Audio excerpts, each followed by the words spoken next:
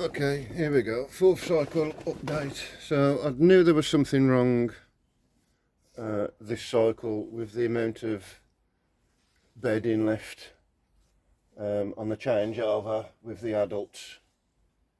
So I've done some calculations and I am down 40% in casting production and in cocoon production this month. So whether that is to do with the air temperature or what, I'm not exactly sure.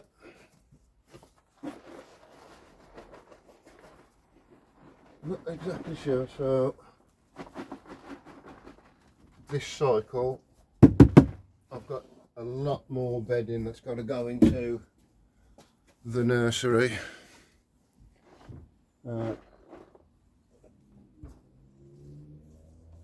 So what I've done is I've taken one of my 8 boxes, I've put one in the house in the warm, just to see if it is the temperature that's doing it. These are still hatching from, these are cycle 3 ones, and then I'll just show you the difference. So, get it down here. Right, so this is the first cycle, and the little worms have gone through these castings now, and this is almost like powder. This is the original 8 boxes that went in, so you can see that consistency there. It's just like powder. And then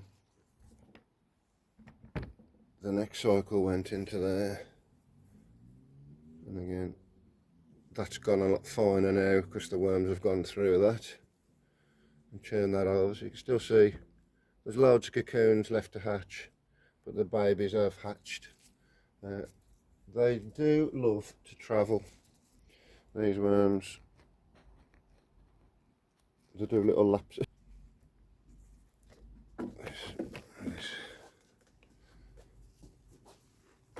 So I had to put this little piece of paper down there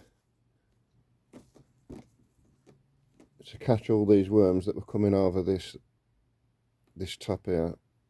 You cannot keep them still. They're not climbing out, as you can see the sides of the bin. There's no marks where the worms have been trying to climb over the top or out of the bin. They've not got a problem with being in the bin, but they do enjoy travelling, as you can see there, look, in the middle. So this is all the new castings and bedding, cocoons, sorry, that I've just put in. There's a lot more bedding gone into this one than previous, which is a little bit upsetting really, because it's filling my bin sooner. But I've done an average count anyway, whereas normally I'd be putting about 8,000 cocoons in per 3-week cycle. This time it's averaged out, there's only about 5,000, so production is down.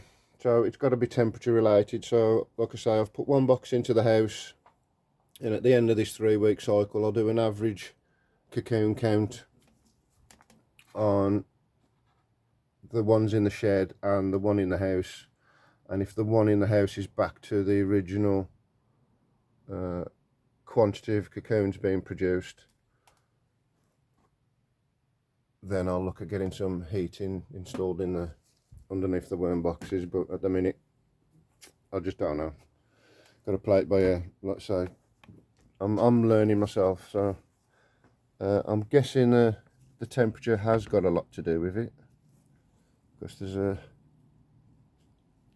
an ideal temperature that they breed at, and obviously as it's October now, temperatures have dropped. I mean, it's like 12 degrees today, so it's not freezing or anything, not by a long shot. So if production's dropped by 40% now, what's it going to do when we get to like sub-zero temperatures? So we'll find out anyway. On the next cycle I'll do another sample count on the boxes and find out whether it really is the temperature, because they didn't eat all, I mean, you can see how much bedding is left this time. Normally they just chew through it. It looks more like that when it's finished, but this time most of the cardboard's left. They didn't chew through it like they do normally. Oh well. Okay, see you next cycle.